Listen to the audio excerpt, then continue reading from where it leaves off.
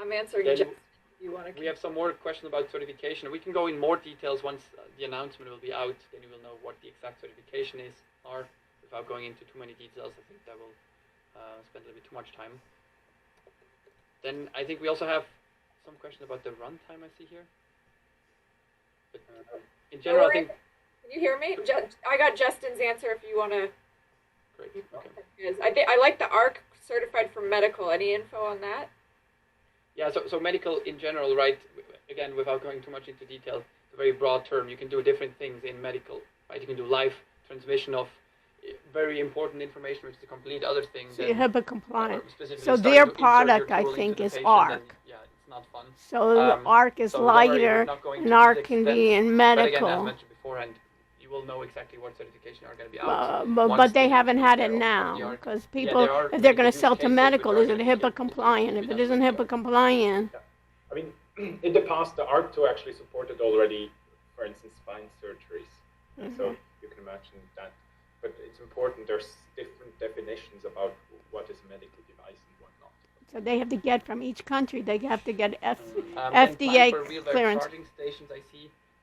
It's not going to be as easy as the one for the ARC, right? The ARC has specifically built in pogo pins to support that.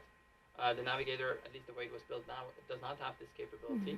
We're looking into similar solutions that might work, but exactly the same way as it works will not work. But Frank, as you asked, right, the advantage obviously is it has swappable batteries, whereas the ARC does not have that. So the ARC is in more need of having this quick use, quick recharge, whereas the Navigator can swap out the battery.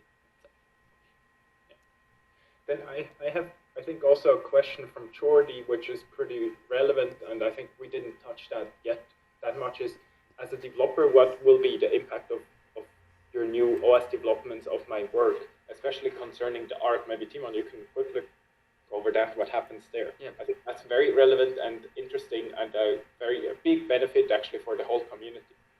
Yeah, so what we do there is actually, we don't bring out a complete new thing in terms of the chipset and feature capabilities that you need to build your apps newly for a device, right?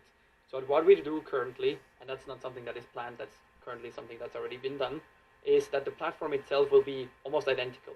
So we're running same chipsets, we almost run the same operating system. These standard components that we also start to run see this in person, the future on the other devices, Justin, will also run on the ARC. Okay, that means your application. It says very new and basic Navigator use here. Loving my use case for remote training and troubleshooting. I've used, I have the USB dongle for my SIM cards.